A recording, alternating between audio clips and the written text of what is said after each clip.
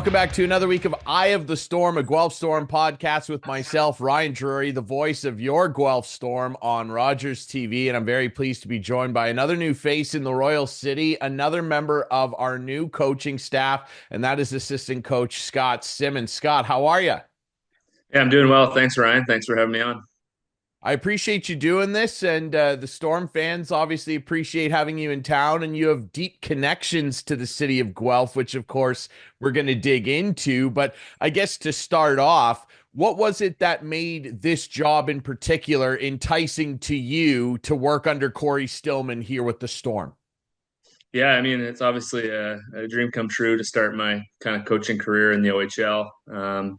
When the opportunity came up, I was in Guelph already last year with the university, and I just kind of realized, I want to take a shot at it, and definitely with the new staff and the new movement toward what they're doing now, it was exciting. It was really a good opportunity and something that I really wanted to do. So I was very fortunate to get this position, and I'm looking forward to continuing to work with Corey and with Rob.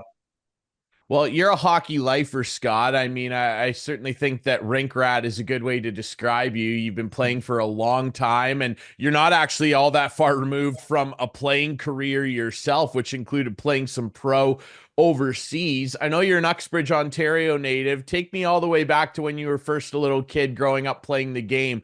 What do you remember about growing up in that area and becoming a young hockey player? Yeah, Uxbridge was it's a smallish town. It's a good size. I think there's 15 or 20,000 people. So definitely a rural community and a tight knit community. So it was an awesome chance to play hockey there. Couple of the earliest memories for me were being actually cut from teams. So it was difficult when I was about 5 or 6. I got cut from the select team, and they gave me a call. They said, you know what, we don't have a goalie this year. So you were the last cut as a player, but would you rather be a goalie for the year? And I decided to do it. So just went for it. Played goalie to start my select career. And then after a year, decided that wasn't for me anymore. And then kept moving up, played some double A in Uxbridge and then triple A in Central Ontario for the Wolves.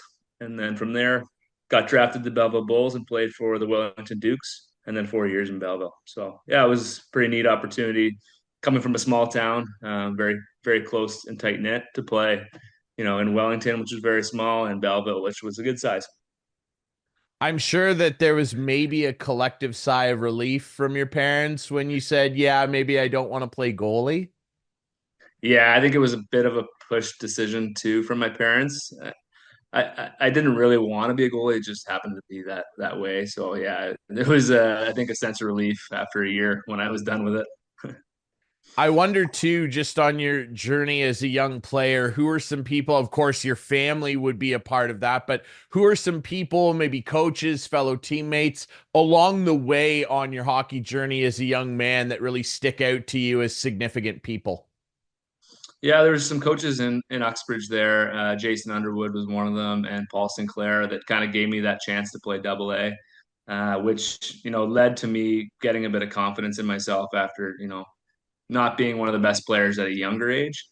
So around 10 or 11, 12 years old, I started to develop into a better player, and that sometimes happens a bit later than some, and maybe earlier than others. So they gave me a good chance. And then when I went up to Central, I actually had 3 or 4 different coaches in 3 years. So that was a bit of a turnover. But yeah, again, like a lot of people pouring their time and energy into me at a young age. And, that's not lost on me, and a reason why I want to become a coach and give back to people in the same way that they've given to me.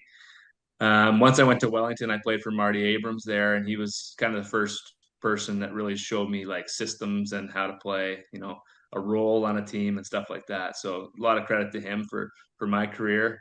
And then George Burnett was my coach in Belleville. So many of the Guelph Storm know him, and fans know him well. And yeah, so it was a lot of detail, and it was a really good place to play for myself. And it just gave me the best chance to become a full 200-foot player. Yeah, we're very familiar with George, and we're familiar with him on this show too. He's one of the good guys in the game, and I wonder now. You obviously you get drafted. You played that 1 year in the OJ with the Wellington Dukes, and then 4 years with the Belleville Bulls, a community that really loved their junior hockey, and I hope someday it goes back there. I took in a few games at that arena. What was it like, your experience playing in this league? You obviously have a unique perspective, being able to relate to these young guys that you're coaching now because you play in this league, and played in it for a while. What was your experience like in Belleville, and what do you remember best about being an OHL player? Oh, we had a great time in Belleville. A lot of pretty good teams. Especially like the highlight for me was in my 19-year-old year. We kind of went for a run. We had a good team. We had some good players on that team. Malcolm Subban was our goalie, and we had Alan Quine, Tyler Grayovac, and some really good players. And we just kind of got on a roll. It was a team that just we kind of kept winning, and we had, I think we had two or three.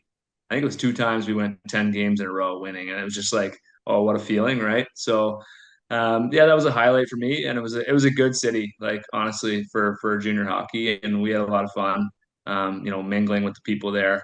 There was support, for the team, and there was support, in the community for us. Had a great time with my billets. So yeah, it's definitely something now that coming back to the OHL, you're talking to the players every day. It's like how the billets, how you're relating, and it's fun to be able to, remember my time so fondly in the OHL, and pass a little bit on to these guys where I can. Well, right after that, not only do you establish roots with George Burnett, which kind of has come full circle now, you Yeah. also then establish a really deep connection to the city of Guelph because you head off to the U of G for a 5 year career. You served three of those as team captain. You're a multi-time OUA All-Star. You're a bronze medalist in U Sport. You won an OUA title. A really illustrious career. I remember catching a few of your games when you were playing with the Griffs. A really, really special time in your life. Tell us a little bit about that. Yeah, it's interesting. I always wanted to go to Guelph. I don't know why. I think a lot of people from Uxbridge end up going to that school because of the agriculture school. A little bit more of a small town feel at the campus there. Just so kind of a bit of a feeder for Uxbridge. A lot of people go there, and I had a lot of friends that were already there since I was playing junior. They had already started or were getting close to the end of their time at university while I was still playing hockey. Right, so yeah, I decided early that I wanted to go to Guelph. Obviously, there was a bit of a recruiting process from the schools trying to get us to come to, their programs. Um, but actually, the University of Guelph was highlighted for me because of the rugby program. So I decided to play both. I played rugby and hockey at university for 4 of my 5 years, and then in my last year just played hockey. So yeah, I think obviously the athletics was important to me. I think that's pretty clear. And yeah, definitely a focus on having good competitive teams. So I was fortunate to play for Sean Camp at the university there, and we had a pretty good program in my time. So yeah, just an awesome experience. A little bit of an opportunity for me to grow my game beyond a defensive player like I was in the OHL. Started to get a little bit of confidence in my offensive side and my offensive side of the game, and it led to being able to play some pro overseas. Which, if you had asked me, after my junior career in Belleville, if I was going to play pro, I probably would have said nope. I'm happy to finish my time at university. But it was just an absolute opportunity and a blessing for sure. Before I touch a little more on your Griffin's career, I did want to ask you, and I'm glad you brought it up, the rugby thing. Now, in my experience around rugby guys, I doubt very much that any of your rugby teammates or coaches were concerned you were going to get hurt playing hockey because those guys are a bit of a different breed. I'm sure that they look at hockey and go, he's not going to get hurt playing that. But on the other side, I'm sure your hockey coach and potentially your teammates were maybe a little worried you would get hurt playing rugby. What was it about rugby that always appealed to you because you were able to play it at a very high level, obviously, as well? Yeah, honestly, I think rugby came. It's funny because it came a little bit more naturally to me, and I didn't start playing it until I was in grade 9. So I don't know. It was just like something that I loved. I loved the game of rugby. I loved the cross training that it brought to hockey, and it was like a breath of fresh air in the summers or the springtime. To be able to do something different and not play hockey kind of throughout the whole year. So it was something that I valued. I worked with my coaches anywhere I went and just made sure that it was okay if I did it. Obviously, there was a risk of injury and there's a risk of, you know, messing something up pretty badly in rugby, as it is a pretty tough game. I've seen some things in that game that, are wild, but I'm thankful that I was able to do that. It was a great opportunity for me. And as I said, it kind of kept me fresh for both. Like I loved hockey more when I came back from playing rugby, and I loved rugby more when I had the chance to play it after being done with hockey. So, yeah, it was a prerequisite before going to school. I talked to the coach, the hockey coach, and I was like, I'm really only going to come. I was actually going there for rugby more than I was for hockey. So I just said, can I do both? And he's like, actually, Sean Camp told me he was a dual sport athlete at the university himself, so he completely respected it. So he was good with it. Major injuries, I didn't have many in hockey, which I was thankful for, but the worst one I had was in rugby. So definitely was hard to miss, 6 weeks or whatever it was for a rugby injury, but we did win the OUA that year, so it was pretty special. Yeah, I'm not sure anybody's surprised that the worst injury happened in rugby. And again, I'm sure a lot of people maybe that don't know you well are surprised to hear that you were more into the rugby side of things for the school than hockey, because you had a great hockey career for the Griffs, but it also led to a really great rugby career as well. You would have played and crossed paths with a number of other guys that had OHL experience, tier two junior A experience, playing with the Griffins hockey team. I think of guys that I'm in Listowel, and I know Tonka Ted Nickel. I'm sure you Yeah, guys probably crossed paths at for Tonka Ted's sure. a beauty. You would have had Yeah. a couple of really interesting teammates on that team in your day. Yeah, I mean, it was so fun because I had so many teammates. I think it was obviously, 25 or so hockey teammates, and then I think it's 40 or so, 45 rugby teammates. So it was just such a fun experience because you're walking through campus. It's like you're going to run into a teammate for sure. But yeah, I definitely had a good group of hockey teammates. We had, I think, 8 or 9 of us come in at the same time in the same recruiting class, and it was just a great group. We won the OUA my first year. And then we just kind of kept that program going for 5 years. Like kept winning and kept having success. Never actually won the OUA again, but we got silver in my last year. So it was again for a team that hadn't. I don't think they'd won a playoff series for 10 years before we got there. To never go a season without winning a series was pretty neat for us. Played with Andrew D'Agostini my first year. He was a goalie. He's still working with the Leafs, I think. So just crossing paths with lots of amazing people, and people that are now focusing on the next step in their life. So it was fun to grow with those guys and be able to witness them maturing and becoming independent after their junior careers, and then now some of my best friends still. Speaking of, the next stages, obviously, school is part of school as well. What did Is you it? study? Yeah, apparently it is. I Yeah. think so. And the U of G, it's one of the best schools in the land. What did you study while you were there?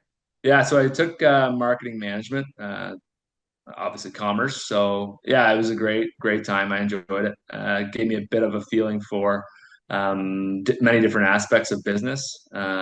And since then, there's become a sports management school at the University of Guelph, which would have been something I probably put my focus in when I was there. But I was fortunate to have a couple courses at the end of my time that were sports management focused.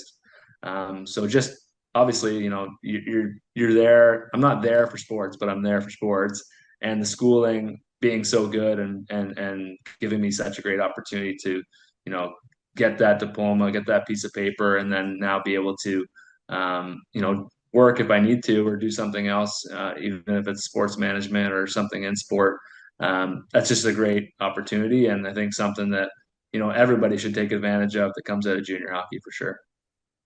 So you wrap up a really great career in rugby and hockey with the Griffins, and you touched on it briefly. you get a really unique opportunity to go overseas and play pro hockey in a league that is starting to garner a little bit more attention, and has really grown since its Mm. inception. And that's the league over in England. Tell us a little bit about how you land over there. Yeah, so again, as I said, I wasn't necessarily 100% sure I was going to play pro or even try to after university, but I had a couple of seasons at the end of my time at university that were, good years and productive seasons.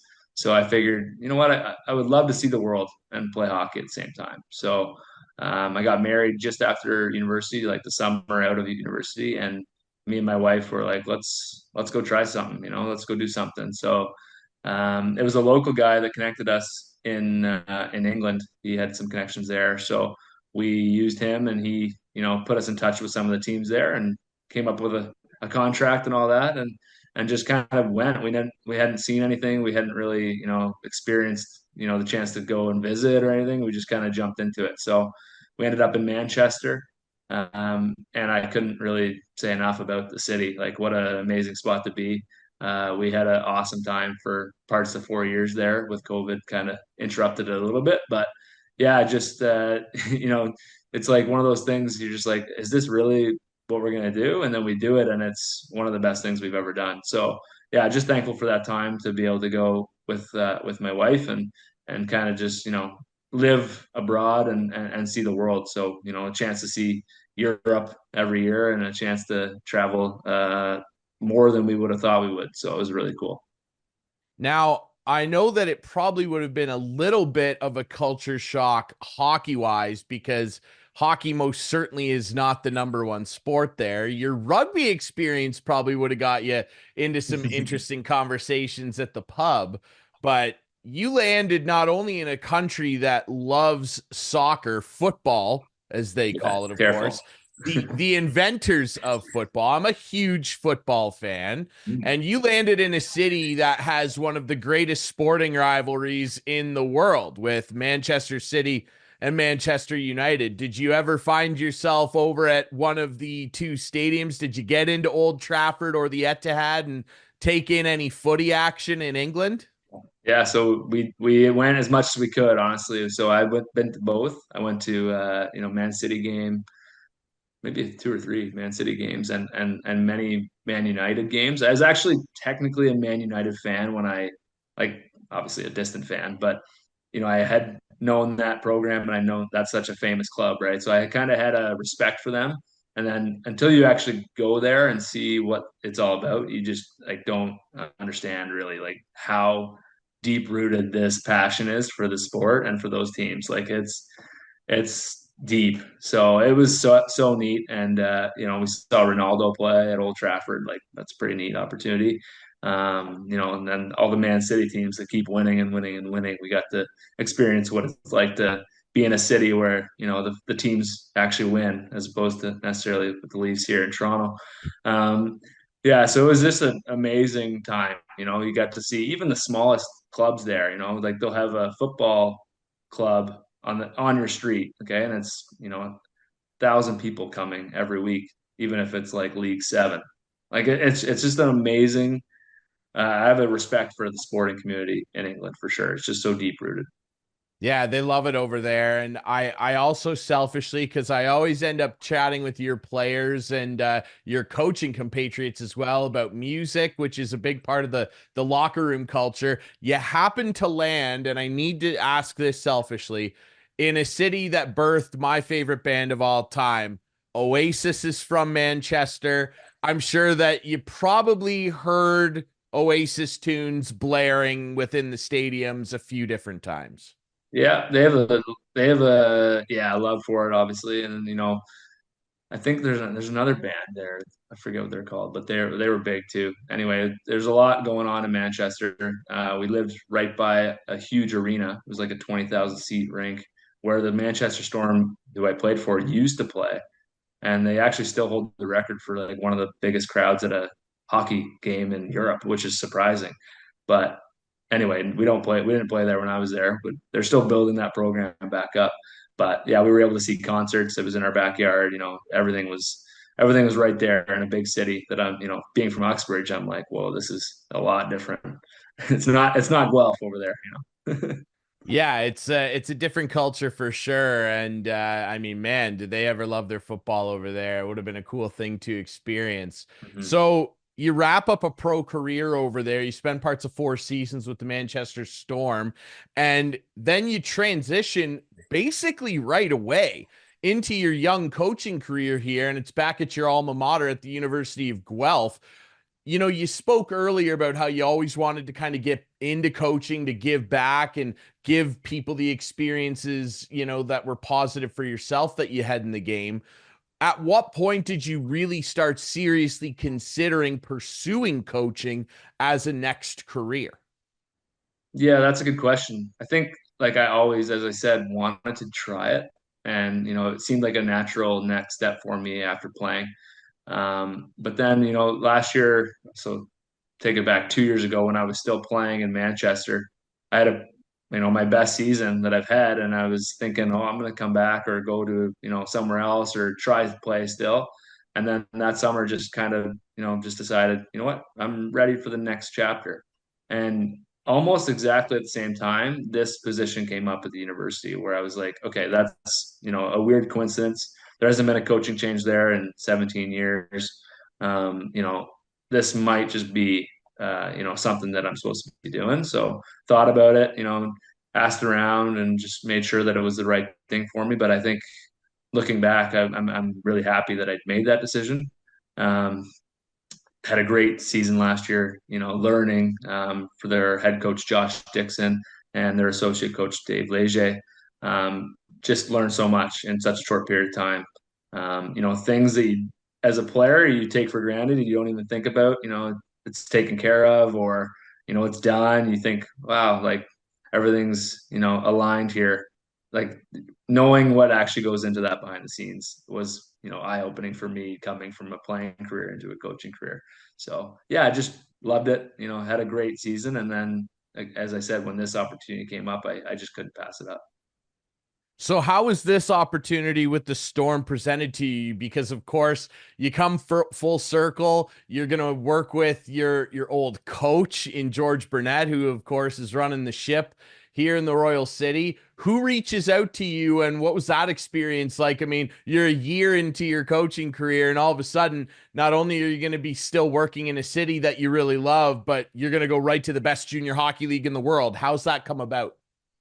Yeah, so I mean, I think it was mostly just a luck of being in the area at the time, and I was obviously I'm close with George, so I had connected with him last year throughout my time when I was coaching at the university. Always just checking in with him and getting advice from him. He's has so much experience in the game. So when things shook down as they did, and the summer kind of came about, he asked if I wanted to meet with Corey, and just have that opportunity to talk with him. And there was no guarantees, no promises, and I just met Corey for a coffee, and we had a conversation, and we just kind of kicked off something there. So I can't say enough for to Corey, giving me this chance and trusting me to be part of this group and be part of this team going forward. Rob's an amazing guy as well. I think Rob, has he been on here, Rob, yet? Yeah, I had him on Okay. here. Very interesting guy. Yeah, he's an interesting guy. So again, like both he and Corey are just, so far have just been completely welcoming and, giving me, time to kind of figure it out with them and grow with them and sharing their resources and sharing their time and energies with me. And, you know, I think so far it's proven to be a good group and a good mix for the three of us. Obviously, it's a really cool thing for you because you're very passionate about the city. Obviously, you've got deep roots here, of course. And now you're in a league that you really love too, and you had so much experience in. And like I said, you're really not very far removed from your playing days. And I'm sure that that probably gives you a bit of a unique advantage over some of your counterparts in some situations, maybe because you can pretty much directly relate to what these guys are going through. What's it been like working with this group of players so far as a coach and developing those relationships with the guys? Yeah, it's fun. I mean, it's a neat opportunity for me and a neat position for me to be in where, as you said, I'm not that far removed. It's only been 11 years or so since I played in the league, right? So I definitely can still remember what it felt like to be there, be a player every day, coming to the rink, and sometimes, the mental grind that can take on you and how physically demanding it is. So I can relate to the players for sure on those levels. And, just, being in a position where, there's not that big of an age gap, between some of us and I think that's helpful for now. A good way to connect and a good way to be close to these guys. So far, everybody's been amazing.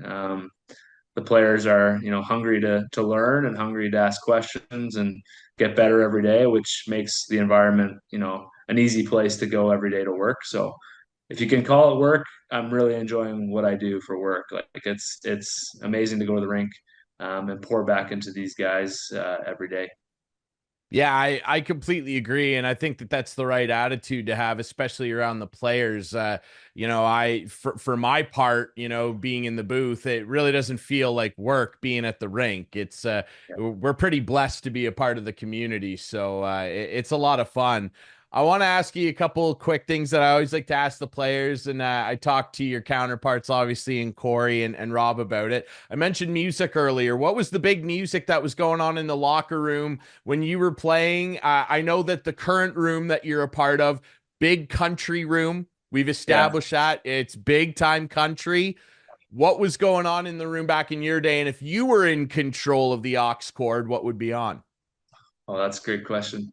I'm kind of all over the map, to be honest. I don't really have any one genre, but country would be my. If you looked at my Spotify now, it would be definitely at the top of my list. So it fit in well. There's not many times where I'm upset at the choices that the guys are making with the music. So far so good.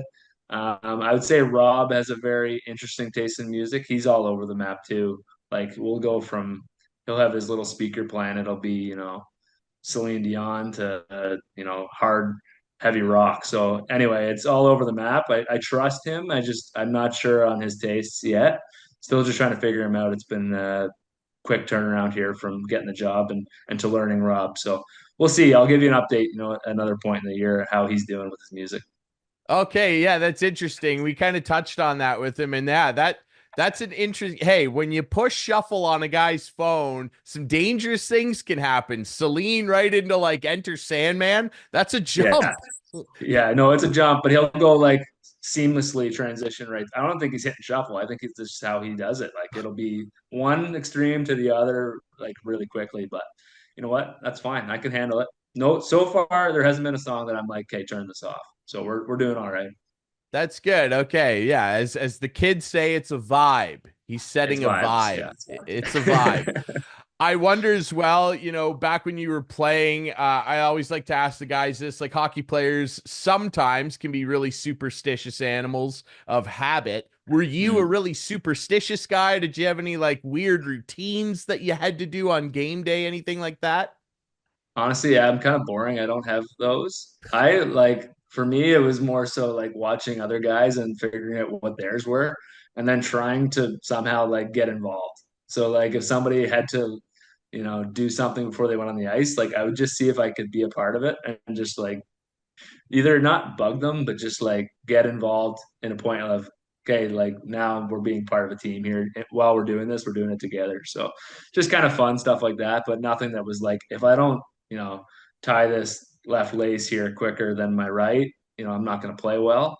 So yeah. Anyway, I'm glad that I wasn't too superstitious, and yeah, I can just kind of roll with the punches because sometimes you just have to, right? So Absolutely. I'm a big Caps fan. I remember I used to watch all those videos that were coming out of Braden Holtby warming up, and I was like, God, that looks exhausting. Like that seriously, doesn't look fun. But too much hey, energy, right? it worked for him. Vesna Trophy, Stanley Yeah, Cup. I it's mean, true.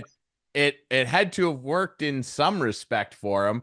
Yeah, I'm glad that you weren't caught up in all that. I also wonder as well, traveling the OHL, it can be a lot of fun getting back on the bus and bombing around the province. I wonder, what were you like in terms of of travel? Were you like a big card player? Did you keep to yourself? Were you a big movie guy on the bus? What was going on, and what do you prefer to do now? Yeah, that's interesting. I don't think we really had the access to like phones and stuff the same as kids do now. So like we were just on the cusp of kind of getting data as we were rolling around town. So yeah, we were more into the cards. We were more into, just even just hanging out, just sitting there and kind of chatting with each other and, being goofs and stuff like that. So yeah, I think for me, obviously now you can't do that as a coach. You can't be playing cards with the players, but I'm still working on the bus. I try to get my work done watching video and stuff like that. So kind of a little bit more boring than I used to be, but I like to use my time wisely and try not to waste that time that we have on the bus. So looking forward That's a to good some answer. real road trips. Like we've only really gone to Owen Sound and Kitchener so far. So I'm sure that there'll be some longer ones coming up.